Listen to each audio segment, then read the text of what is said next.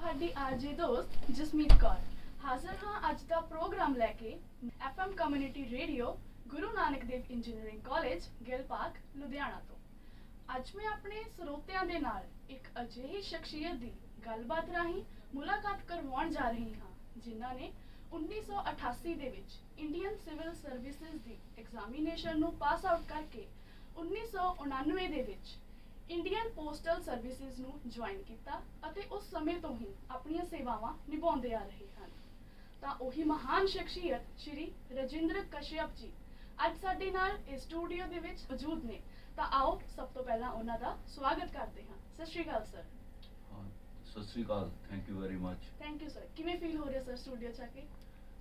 ਅੱਛਾ ਲੱਗ ਰਿਹਾ ਹੈ। ਹਾਂਜੀ, ਮੈਂ ਇਹ ਐਂਟੀਸਿਪੇਟ ਨਹੀਂ ਕੀਤਾ ਸੀ ਕਿ ਤੁਹਾਡੇ ਕਾਲਜ 'ਚ ਆ ਕੇ ਓਕੇ, ਸਭ ਤੋਂ ਵਿਦਿਨ 10 ਮਿੰਟਸ ਆਫ ਅਰਾਈਵਲ ਆਉਣ ਤੋਂ ਇਸ ਤਰ੍ਹਾਂ ਦਾ ਇੰਟਰੈਕਸ਼ਨ ਕਰਨ ਵਾਸਤੇ ਤੁਸੀਂ ਮੈਨੂੰ ਨਿਯੋਤਾ ਦੇਵੋਗੇ। ਥੈਂਕ ਯੂ ਵੈਰੀ ਮਚ, ਧੰਨਵਾਦ। ਤਾਂ ਹੁਣ ਮੇਨ ਮੁੱਦੇ ਦੀ ਗੱਲ ਜਿਹਦੇ ਕਰਕੇ ਅੱਜ ਆਪਾਂ ਇੱਥੇ ਗੱਲਬਾਤ ਕਰ ਰਹੇ ਹਾਂ ਉਹ ਹੈ ਇੱਕ ਬਹੁਤ ਹੀ ਮਹਾਨ ਵਿਅਕਤੀ ਜੋ ਕਿ ਇੱਕ ਇਕਨੋਮਿਸਟ, ਅਰਥਸ਼ਾਸਤਰੀ, ਸੋਸ਼ਲ ਰਿਫਾਰਮਰ, ਜੋ ਕਿ ਇੱਕ ਸਮਾਜ ਨੂੰ ਸੁਧਾਰਨ ਵਾਲੇ ਇਨਸਾਨ ਸਨ ਅਤੇ ਇੱਕ ਬਹੁਤ ਹੀ ਅੱਛੇ ਪੋਲੀਟੀਕਲ ਲੀਡਰ ਸਨ। ਤੇ ਇਹ ਖੂਬੀਆਂ ਇੱਕੋ ਹੀ ਇਨਸਾਨ ਦੇ ਵਿੱਚ ਸਨ। ਉਹ ਸਨ ਸਾਡੇ ਡਾਕਟਰ ਭੀਮ ਰਾਓ ਅੰਬੇਡਕਰ। ਤਾਂ ਉਹਨਾਂ ਦੀ ਕੋਈ ਲਾਈਫ ਬਾਰੇ ਇਨਫੋਰਮੇਸ਼ਨ ਸਰ? ਦੁਨੀਆ ਵਿੱਚ ਪੈਦਾ ਹੋਏ ਮਨੁੱਖ ਨੇ ਜਿਹੜੇ ਜੀ, ਉਹਨਾਂ ਚੋਂ ਅਗਰ ਕਿਸੇ ਨੂੰ ਸਿੰਬਲ ਆਫ ਨੌਲੇਜ ਕਿਹਾ ਜਾਂਦਾ ਹੈ ਤਾਂ ਬਾਬਾ ਸਾਹਿਬ ਅੰਬੇਡਕਰ ਨੂੰ ਮੰਨਿਆ ਜਾਂਦਾ ਹੈ। ਤੋ ਰਾਸ਼ਟਰਪਤੀ ਓਬਾਮਾ ਜਦੋਂ ਭਾਰਤ ਆਏ, ਰਾਸ਼ਟਰਪਤੀ ਅਮਰੀਕਾ ਦੇ ਹੁੰਦੇ ਹੋਏ, ਤੇ ਉਹਨਾਂ ਭਾਰਤ ਦੀ ਸੰਸਦ ਨੂੰ ਸੰਬੋਧਿਤ ਕੀਤਾ ਸੀ। ਉਹਦੇ ਚ ਉਹਨਾਂ ਲਿਖਿਆ ਸੀ ਕਿ ਦੇਖੋ ਇੱਕ ਅਛੂਤ ਜਾਤੀ ਵਿੱਚ ਪੈਦਾ ਹੋਏ ਡਾਕਟਰ ਬੀ ਆਰ ਅੰਬੇਡਕਰ ਅਗਰ ਇਹਨਾਂ ਸਕਾਲਰਸ਼ਿਪ ਬਿਲਡ ਕਰਕੇ ਭਾਰਤ ਦੇਸ਼ ਦਾ ਸੰਵਿਧਾਨ ਲਿਖ ਸਕਦੇ ਹਨ ਔਰ ਉਹ ਇੱਕ ਉਤਕ੍ਰਿਸ਼ਟ ਸੰਵਿਧਾਨ ਮੰਨਿਆ ਜਾਂਦਾ ਹੈ ਪੂਰੀ ਦੁਨੀਆ ਵਿੱਚ ਅੱਜ ਵੀ। ਤੋ ਇਸ ਤੋਂ ਇਲਾਵਾ ਕਿਸੇ ਬੰਦੇ ਦਾ ਜਿਹੜਾ ਨੌਲੇਜ ਹੈ, ਉਹਦੀ ਜਿਹੜੀ ਕਦਰ ਹੈ, ਉਹ ਕਿੱਦਾਂ ਹੋ ਸਕਦੀ ਹੈ, ਕਿਸ ਤਰ੍ਹਾਂ ਉਹਨੂੰ ਐਪਰੀਸ਼ੀਏਟ ਕੀਤਾ ਜਾ ਸਕਦਾ ਹੈ। ਤੋ ਇਹ ਪੁਰਾਣੇ ਸਮੇਂ ਤੋਂ ਹੀ ਮੰਨਿਆ ਜਾਂਦਾ ਹੈ ਕਿ ਨੌਲੇਜ ਜਿਹੜਾ ਉਹ ਪਾਵਰ ਹੈ। ਅਗਰ ਅਸੀਂ ਬਹੁਤ ਦੂਰ ਕਿਸੇ ਹੋਰ ਸੱਭਿਅਤਾਵਾਂ ਵਿੱਚ ਨਾ ਵੀ ਜਾਈਏ, ਆਪਣੀ ਹੀ ਸੱਭਿਅਤਾ ਦਾ ਅਵਲੋਕਨ ਕਰੀਏ, ਐਨਾਲਿਸਿਸ ਕਰੀਏ, ਤਾਂ ਅਸੀਂ ਪਾਵਾਂਗੇ ਕਿ ਜਿਨ੍ਹਾਂ ਕੋਲ ਨੌਲੇਜ ਹੈ, ਨੌਲੇਜ ਪੜ੍ਹਾਈ ਲਿਖਾਈ, ਉਹਦਾ ਪੜ੍ਹਨਾ ਔਰ ਲਿਖਣ ਦੀ ਕੈਪੇਬਿਲਿਟੀ ਬਿਲਡ ਕਰਨਾ, ਨੌਲੇਜ ਦਾ ਜਿਹੜਾ ਸਮੁੰਦਰ ਹੈ ਉਹਦੇ ਵਿੱਚ ਗੋਤਾ ਮਾਰਨ ਵਾਸਤੇ ਪਹਿਲੇ ਜਿਹੜੀਆਂ ਲੈਸਨਸ ਹੈ ਉਹ ਨੇ ਕਿ ਸਾਨੂੰ ਲਿਖਣਾ ਔਰ ਪੜ੍ਹਨਾ ਆ ਗਿਆ ਔਰ ਅਸੀਂ ਉਹ ਕੈਪੇਬਿਲਿਟੀ ਹਾਸਲ ਕਰਦੇ ਹੋਏ ਆਪਣੀ ਜਿਹੜੀ ਬੁੱਧੀ ਹੈ ਉਹਦਾ ਪ੍ਰਯੋਗ ਕੀਤਾ ਕਿ ਸੱਚਾਈ ਕੀ ਹੈ ਉਹਦੀ ਜਾਣਕਾਰੀ ਪ੍ਰਾਪਤ ਕਰੀਏ। ਤੋ ਉਸ ਤਰ੍ਹਾਂ ਦਾ ਨੌਲੇਜ ਬਾਬਾ ਸਾਹਿਬ ਅੰਬੇਡਕਰ ਨੇ ਹਾਸਿਲ ਕੀਤਾ ਹੈ। ਔਰ ਅਗਰ ਤੁਸੀਂ ਗੂਗਲ ਕਰੋਗੇ ਹੁਣੇ ਆਪਣੇ ਫੋਨ ਤੇ ਔਰ ਕੋਲੰਬੀਆ ਯੂਨੀਵਰਸਿਟੀ ਦੀ ਵੈਬਸਾਈਟ ਤੇ ਨੂੰ ਸਰਚ ਕਰੋਗੇ, ਉਹਦੇ ਵਿੱਚ ਬਾਬਾ ਸਾਹਿਬ ਅੰਬੇਡਕਰ ਦੀਆਂ 2 ਪੁਸਤਕਾਂ ਅੰਡਰ ਗ੍ਰੈਡ ਜਿਹੜੇ ਸਟੂਡੈਂਟਸ ਨੇ ਜਿਹੜੇ ਕਿ ਬੈਚਲਰ ਡਿਗਰੀ ਕਰਨ ਵਾਸਤੇ ਐਡਮਿਟ ਹੁੰਦੇ ਹਨ ਦੁਨੀਆ ਭਰ ਤੋਂ, ਉਹਨਾਂ ਨੂੰ ਪੜ੍ਹਾਇਆ ਜਾਂਦਾ ਹੈ। ਵੇਟਿੰਗ ਫॉर ਵੀਜ਼ਾ ਇੱਕ ਬਾਇਓਗ੍ਰਾਫਿਕਲ ਨੋਟ ਹੈ ਬਾਬਾ ਸਾਹਿਬ ਅੰਬੇਡਕਰ ਦਾ, ਜਿਹਦੇ 'ਚ ਇੱਕ ਛੋਟਾ ਬੱਚਾ ਹੋਣ ਦੇ ਨਾਤੇ ਕਿੰਨੀਆਂ ਦੁਸ਼ਵਾਰੀਆਂ ਉਹਨਾਂ ਨੂੰ ਹੋਈਆਂ, ਉਹਨਾਂ ਦਾ ਇੱਕ ਅਵਲੋਕਨ ਉਹਨਾਂ ਨੇ ਕੀਤਾ ਹੈ ਕਿ। ਔਰ ਦੂਸਰਾ ਜਿਹੜਾ ਪੁਸਤਕ ਹੈ ਐਨਹੀਲੀਏਸ਼ਨ ਆਫ ਕਾਸਟ, ਜਾਤੀ ਦਾ ਬੀਜਨਾਸ਼, ਉਹ ਪੁਸਤਕ ਪੜ੍ਹਾਈ ਜਾਂਦੀ ਹੈ ਕੋਲੰਬੀਆ ਯੂਨੀਵਰਸਿਟੀ ਦੇ ਅੰਡਰ ਗ੍ਰੈਜੂਏਟ ਸਟੂਡੈਂਟਸ ਨੂੰ ਔਰ ਉਹਦੀ ਵੈਬਸਾਈਟ ਤੇ ਉਹਦੇ ਪੋਰਸ਼ਨ ਅੱਜ ਵੀ ਹੁਣ ਵੀ ਤੁਸੀਂ ਦੇਖ ਸਕਦੇ ਹੋ। ਭਾਰਤ ਦੀਆਂ ਯੂਨੀਵਰਸਿਟੀਆਂ 'ਚ, ਕਈ ਯੂਨੀਵਰਸਿਟੀਆਂ 'ਚ ਵੀ ਇਹ ਪੁਸਤਕਾਂ ਪੜ੍ਹਾਈਆਂ ਜਾਂਦੀਆਂ ਹਨ। ਤੋ ਉਹ ਜਿਹੜਾ ਸਕਾਲਰਸ਼ਿਪ ਹੈ ਉਹ ਸ਼ਾਇਦ ਬਾਬਾ ਸਾਹਿਬ ਅੰਬੇਡਕਰ ਨੇ ਬਹੁਤ ਜ਼ਿਆਦਾ ਮਿਹਨਤ ਕੀਤੀ ਹੈ ਉਹਦੇ ਵਿੱਚ। Professor Perry Anderson university of California Los Angeles 'ਚ ਹਿਸਟਰੀ ਦਾ ਪ੍ਰੋਫੈਸਰ ਹੈ। ਉਹਨੇ ਇੱਕ ਪੁਸਤਕ ਲਿਖੀ ਹੈ ਇੰਡੀਅਨ ਆਈਡੀਓਲੋਜੀ। ਉਹਦੇ ਵਿੱਚ 3 ਐਸੇ ਹਨ, ਉਹ ਤਿੰਨ ਐਸੇ ਹੀ ਹਨ ਉਸ ਪੁਸਤਕ 'ਚ। ਉਹਦੇ ਸੈਕਿੰਡ ਐਸੇ ਰਿਪਬਲਿਕ 'ਚ ਪ੍ਰੋਫੈਸਰ ਪੈਰੀ ਐਂਡਰਸਨ ਲਿਖਦਾ ਹੈ ਕਿ ਬਾਬਾ ਸਾਹਿਬ ਅੰਬੇਡਕਰ ਦੀ ਜਿਹੜੀ ਵਿਦਤਾ ਹੈ, ਜਿਹੜਾ ਉਹਨਾਂ ਦਾ ਗਿਆਨ ਹੈ ਔਰ ਉਹਨੂੰ ਹਾਸਲ ਕਰਨ ਵਾਸਤੇ ਉਹਨਾਂ ਨੇ ਜਿਹੜਾ ਮਹਾਨ ਐਫਰਟ ਕੀਤਾ ਹੈ, ਉਹਦੀ ਚਰਚਾ ਕਰਦਾ ਹੋਇਆ ਪ੍ਰੋਫੈਸਰ ਪੈਰੀ ਐਂਡਰਸਨ ਲਿਖਦਾ ਹੈ ਰਿਪਬਲਿਕ ਐਸੇ 'ਚ ਕਿ ਜਦੋਂ ਅੰਬੇਡਕਰ ਇੰਡੀਆ 'ਚ ਆਪਣਾ ਕੰਮ ਕਰ ਰਹੇ ਹਨ ਕੋਲੰਬੀਆ ਔਰ ਲੰਡਨ ਸਕੂਲ ਆਫ ਇਕਨੋਮਿਕਸ ਤੋਂ ਪੜ੍ਹ ਕੇ ਆਉਣ ਤੋਂ ਬਾਅਦ, ਤਾਂ ਸ਼ਾਇਦ ਜੋ ਉਹਨਾਂ ਦਾ ਸਕਾਲਰਸ਼ਿਪ ਹੈ, ਉਹਨਾਂ ਦੀ ਜਿਹੜੀ ਵਿਦਤਾ ਹੈ, ਉਹਦਾ ਉਹਦੇ ਬਰਾਬਰ ਦਾ ਉਹਨਾਂ ਦਾ ਕੰਟੈਂਪਰੇਰੀ ਕੋਈ ਵੀ ਨਹੀਂ ਹੈਗਾ। तो फिर वो ਪੈਰੀ ਐਂਡਰਸਨ ਕਹਿੰਦੇ ਹਨ ਕਿ ਇਸ ਤਰ੍ਹਾਂ ਇਹ ਡਾਕਟਰ ਅੰਬੇਡਕਰ ਜੋ ਕਿ ਇੱਕ ਅਛੂਤ ਕਮਿਊਨਿਟੀ 'ਚ ਪੈਦਾ ਹੋਏ, ਜਿਨ੍ਹਾਂ ਨੂੰ ਸਕੂਲ ਦੇ ਕਲਾਸ ਦੇ ਵਿੱਚ ਅੰਦਰ ਬੈਠ ਕੇ ਵੀ ਪੜ੍ਹਨ ਤੋਂ ਮਨਾਹੀ ਕਰ ਦਿੱਤੀ ਗਈ, ਉਹ ਐਡੇ ਵੱਡੇ ਸਕਾਲਰ ਕਿੱਦਾਂ ਬਣ ਗਏ। तो फिर वो ਕਹਿੰਦੇ ਹਨ ਕਿ ਦੇਖੋ ਇਹ ਉਸ ਐਫਰਟ ਦਾ ਆਊਟਕਮ ਹੈ ਜਿਹੜਾ ਕਿ ਲੰਡਨ ਸਕੂਲ ਆਫ ਇਕਨੋਮਿਕਸ ਔਰ ਕੋਲੰਬੀਆ ਯੂਨੀਵਰਸਿਟੀ 'ਚ 24 ਘੰਟਿਆਂ 'ਚੋਂ 18 ਘੰਟੇ ਪੜ੍ਹਾਈ ਕਰਕੇ ਡਾਕਟਰ ਅੰਬੇਡਕਰ ਨੇ ਹਾਸਿਲ ਕੀਤਾ ਹੈ। ਔਰ ਉਹਨਾਂ ਦੀ ਜਿਹੜੀ ਪੜ੍ਹਾਈ ਹੈ ਉਹ ਬਹੁਤ ਵਾਈਡ ਸਪੈਕਟਰਮ ਤੇ ਹੈ। ਔਰ ਅਗਰ ਅਸੀਂ ਲਿਸਟ ਕਰੀਏ ਤੇ 35 ਵਿਸ਼ੇ ਜਿਹੜੇ ਨੇ ਉਹਨਾਂ ਵਿੱਚ ਬਾਬਾ ਸਾਹਿਬ ਅੰਬੇਡਕਰ ਨੇ ਪੜ੍ਹਾਈ ਕੀਤੀ ਹੈ। ਔਰ ਅਗਰ ਉਹਨਾਂ ਦੀਆਂ ਪੁਸਤਕਾਂ ਨੂੰ ਅਸੀਂ ਪੜ੍ਹਦੇ ਹਾਂ, ਜਿਨ੍ਹਾਂ 'ਚ ਜਾਤੀ ਭੇਦ ਉਛੇਦ, ਜਿਨ੍ਹਾਂ 'ਚ ਹੂ ਆਰ ਸ਼ੂਦਰਾਸ, ਜਿਨ੍ਹਾਂ ਵਿੱਚ ਹੂ ਆਰ ਅਨਟਚੇਬਲ, ਜਿਨ੍ਹਾਂ ਵਿੱਚ ਪ੍ਰੋਬਲਮ ਆਫ ਰੂਪੀ, ਜਿਨ੍ਹਾਂ ਵਿੱਚ thoughts on Pakistan partition of India, ਜਿਨ੍ਹਾਂ ਵਿੱਚ ਰਾਣਾ ਡੇ ਗਾਂਧੀ ਔਰ ਜਿਨ੍ਹਾਂ ਵਿੱਚ from Buddha to Karl Marx, ਜਿਨ੍ਹਾਂ ਵਿੱਚ ਫਿਲਾਸਫੀ ਆਫ ਹਿੰਦੂਇਜ਼ਮ, ਇਹ ਸਾਰੀਆਂ ਪੁਸਤਕਾਂ ਮੈਂ ਪੜ੍ਹੀਆਂ ਹਨ। ਔਰ ਇਹ ਜਿਹੜੀ ਮੇਰੀ ਖੁਦ ਦੀ ਲਾਇਬ੍ਰੇਰੀ ਹੈ ਉਹਨਾਂ ਵਿੱਚ ਕਈ ਹਜ਼ਾਰ ਪੁਸਤਕਾਂ ਮੈਂ ਵੀ ਜੋੜੀਆਂ ਹਨ। ਤੋ ਜਦੋਂ ਅਸੀਂ ਇਹਨਾਂ ਨੂੰ ਪੜ੍ਹਦੇ ਹਾਂ ਤਾਂ ਜਿਹੜੇ ਸਾਡੀ ਦਿਮਾਗ ਤੇ ਜਿਹੜੇ ਪਰਦੇ ਪਏ ਹਨ ਔਰ ਜਿਹੜਾ ਅਗਿਆਨ ਸਾਡੇ ਦਿਮਾਗ 'ਚ ਕੈਪਚਰ ਹੋਇਆ, ਉਹ ਪਰਦੇ ਸਾਫ਼ ਕਰਦੇ ਹਨ। ਉਹ ਜਾਲੇ ਹਨ ਜਿਹੜੇ ਉਹ ਜਾਲਿਆਂ ਨੂੰ ਝਾੜਨ ਦਾ ਕੰਮ ਕਰਦੀਆਂ ਹਨ। ਤੋ ਬਾਬਾ ਸਾਹਿਬ ਅੰਬੇਡਕਰ ਨੇ ਇੰਨੇ ਘੱਟ ਸਮੇਂ ਵਿੱਚ ਇੰਨਾ ਜ਼ਿਆਦਾ ਗਿਆਨ ਹਾਸਲ ਕਰ ਲਿਆ। ਤੋ ਸ਼ਾਇਦ ਮੈਨੂੰ ਲੱਗਦਾ ਹੈ ਕਿ ਨੌਲੇਜ ਇਜ਼ ਪਾਵਰ ਦਾ ਜਿਹੜੀ ਉਕਤੀ ਹੈ, ਲੋਕਤੀ ਹੈ, ਉਹ ਸਭ ਤੋਂ ਫਿੱਟ ਉਹਨਾਂ ਤੇ ਹੁੰਦੀ ਹੈ। ਉਹ ਅਸੀਂ ਦੇਖਦੇ ਹਾਂ ਕਿ ਇਹ ਕੋਈ ਕਹੀ ਕਹਾਈ ਗੱਲ ਨਹੀਂ ਹੈ, ਲੋਕਾਂ ਨੇ ਇਹਨੂੰ ਸਿੱਧ ਕੀਤਾ ਹੈ। ਔਰ ਉਸਦੇ ਉਹ ਸਾਡੇ ਵਾਸਤੇ ਉਹ ਜਿਹੜਾ ਪੂਰਾ ਨੌਲੇਜ ਨੂੰ ਲਿਪੀਬੱਧ ਕਰਕੇ ਪੁਸਤਕਾਂ ਦੇ ਰੂਪ 'ਚ ਛੱਡ ਗਏ ਹਨ, ਉਹ ਆਪਣੇ ਆਪ 'ਚ ਹੀ ਇੱਕ ਉਹਨਾਂ ਨੂੰ ਲਿਖਣਾ ਵਾਸਤੇ ਕਿੰਨਾ ਐਫਰਟ ਲੱਗਾ ਹੋਏਗਾ, ਉਹ ਅਸੀਂ ਸ਼ਾਇਦ ਤਦ ਹੀ ਅੰਦਾਜ਼ਾ ਲਗਾ ਸਕਦੇ ਹਾਂ ਅਗਰ ਅਸੀਂ ਇੱਕ ਪਾਰਦਰਸ਼ੀ ਔਰ ਨਿਸ਼ਪਕਸ਼ ਤਰੀਕੇ ਨਾਲ ਉਹਨਾਂ ਨੂੰ ਪੜ੍ਹੀਏ ਔਰ ਉਹਨਾਂ 'ਚ ਜੋ ਵਿਦਤਾ ਔਰ ਜੋ ਉਹਦੇ 'ਚ ਆਰਗੂਮੈਂਟ ਔਰ ਜਿਹੜਾ ਸਕਿੱਲਸ ਦਾ ਇਸਤੇਮਾਲ ਕਰਕੇ ਉਹਨਾਂ ਨੇ ਆਪਣੇ ਤਰਕ ਪੇਸ਼ ਕੀਤੇ ਹਨ, ਉਹ ਤਦ ਹੀ ਅਸੀਂ ਅਸੈਸਮੈਂਟ ਕਰ ਸਕਦੇ ਹਾਂ ਅਗਰ ਅਸੀਂ ਉਹਨਾਂ ਨੂੰ ਪੜ੍ਹਨ ਦੀ ਕੋਸ਼ਿਸ਼ ਕਰਦੇ ਹਾਂ। ਬਿਲਕੁਲ ਸਰ, ਜਿਵੇਂ ਹੁਣ ਤੁਸੀਂ ਸਾਨੂੰ ਦੱਸ ਕੇ ਹੀ ਹਟੇ ਹੋ ਕਿ ਉਹਨਾਂ ਨੇ ਕਿੰਨੇ ਸਬਜੈਕਟ ਦੇ ਵਿੱਚ ਮੁਹਾਰਤ ਹਾਸਲ ਕੀਤੀ ਸੀ? 35 ਤੇ ਇਹ ਮੈਂ ਵੀ ਕਿਤੇ ਇਹ ਚੀਜ਼ ਪੜ੍ਹੀ ਹੈ ਕਿ ਇੰਨੇ ਸਬਜੈਕਟ ਪੜ੍ਹਨ ਦੇ ਨਾਲ ਉਹਨਾਂ ਨੇ 9 ਲੈਂਗੁਏਜਸ ਵੀ ਸਿੱਖ ਲਈਆਂ ਸੀ ਜੀ, ਅਲੱਗ-ਅਲੱਗ 9 ਲੈਂਗੁਏਜਸ, ਜਿਨ੍ਹਾਂ ਦੇ ਵਿੱਚ ਉਹ ਕੁਝ ਲਿਖਦੇ ਵੀ ਸੀ, ਯੂਜ਼ ਵੀ ਕਰਦੇ ਸੀ ਤੇ ਬੋਲ ਵੀ ਸਕਦੇ ਸੀ। ਮਤਲਬ ਇੰਨਾ ਵਾਈਡ ਸਪੈਕਟਰਮ ਸੀ ਉਹਨਾਂ ਦੀ ਸਟੱਡੀ ਦਾ। ਤਾਂ ਤੁਹਾਡੀ ਕੋਈ ਫੇਵਰਿਟ ਬੁੱਕ ਉਹਨਾਂ ਦੀ? ਸਭ ਤੋਂ ਜਿਹੜੀ ਫੇਵਰਿਟ ਬੁੱਕ ਹੈ ਜੀ, ਉਹ ਮੇਰੇ ਜਦੋਂ ਮੈਂ ਪੜ੍ਹਦਾ ਹਾਂ 3 ਹਨ, ਇੱਕ ਨਹੀਂ ਹੈ 3 ਹਨ। ਵੇਟਿੰਗ ਫॉर ਵੀਜ਼ਾ ਹਰ ਇੱਕ ਬੱਚੇ ਨੂੰ ਪੜ੍ਹਨੀ ਚਾਹੀਦੀ ਹੈ। ਕੁਝ 2 ਲਾਈਨਾਂ ਕਿਹਦੇ ਬਾਰੇ ਹੈ? ਕੁਝ ਵੇਟਿੰਗ ਫॉर ਵੀਜ਼ਾ ਬਾਬਾ ਸਾਹਿਬ ਅੰਬੇਡਕਰ ਦੀ ਜਿਹੜੀ ਬਾਇਓਗ੍ਰਾਫੀਕਲ ਸਕੈਚ ਹੈ ਜਿਹੜਾ ਉਹਨਾਂ ਖੁਦ ਲਿਖਿਆ ਹੈ।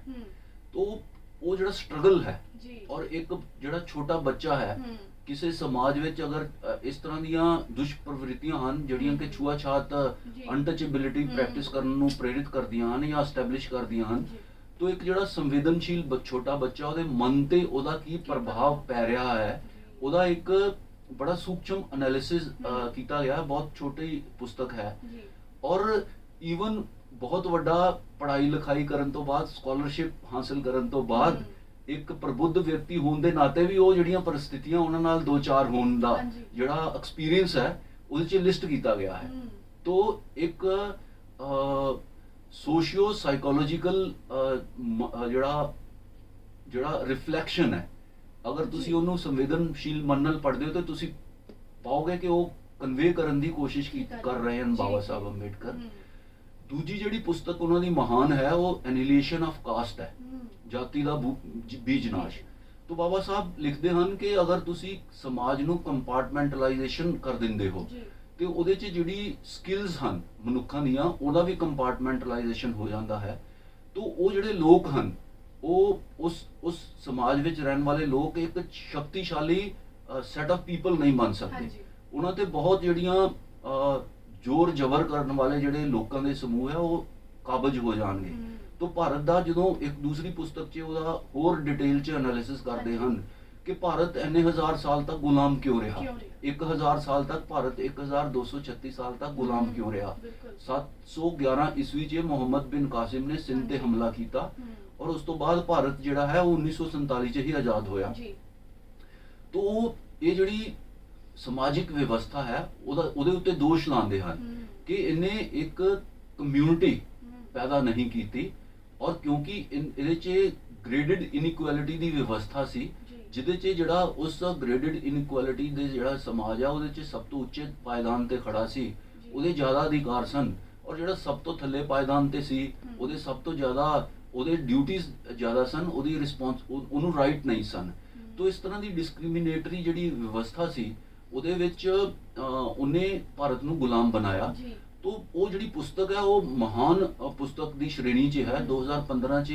ਇੰਡੀਆ ਟੁਡੇ ਨੇ ਆਪਣਾ ਜਿਹੜਾ ਮੁੱਖ ਪੇਜ ਹੈ, ਇੰਡੀਆ ਟੁਡੇ ਹਮ। ਭਾਰਤ ਦਾ ਬਹੁਤ ਵੱਡਾ ਮੈਗਜ਼ੀਨ ਹੈ, ਜੀ ਉਹਨੇ ਦੁਨੀਆ ਵਿੱਚ ਲਿਖੀਆਂ ਹੋਈਆਂ 100 ਪੁਸਤਕਾਂ ਦਾ ਟਾਈਟਲ ਛਾਪਿਆ ਸੀ। ਹਮ, ਉਹਦੇ 'ਚ ਐਨੀਲੀਏਸ਼ਨ ਆਫ ਕਾਸਟ ਇੱਕ ਪੁਸਤਕ ਸੀ ਔਰ ਅੰਦਰ ਜਦੋਂ ਉਹ ਸਟੋਰੀ ਲਿਖੀ ਉਹਨਾਂ ਨੇ ਤੇ ਉਹਨਾਂ ਕਿਹਾ ਕਿ ਅਗਰ 100 ਪੁਸਤਕਾਂ 'ਚੋਂ ਕੋਈ ਵੀ ਮਨੁੱਖ ਇਹਨਾਂ ਨੂੰ ਨਿਸ਼ਪਕਸ਼ ਹੋ ਕੇ ਸੰਵੇਦਨਸ਼ੀਲਤਾ ਦੇ ਨਾਲ ਪੜ੍ਹਦਾ ਹੈ ਜੀ ਤੇ ਉਹਦਾ ਮਨ ਪਰਿਵਰਤਿਤ ਕਰਨ ਦੀ ਜਿਹੜੀ ਪਾਵਰ ਹੈ ਉਹ ਰੱਖਦੀਆਂ ਹਨ ਇਹ ਜੀ, ਪੁਸਤਕਾਂ। ਜੀ, ਜੀ। ਉਹਨਾਂ ਵਿੱਚ ਕਈ ਹੋਰ ਪੁਸਤਕਾਂ ਹਨ, ਜਿੱਦਾਂ ਟੂ ਕਿਲ ਏ ਮੌਕਿੰਗ ਬਰਡ ਹਮ, ਪੁਸਤਕ ਹੈ, ਜੀ। ਇੱਕ ਬਲੈਕ ਅਮਰੀਕਨ ਲੇਡੀ ਨੇ ਲਿਖੀ ਹੈ। ਅੱਛਾ।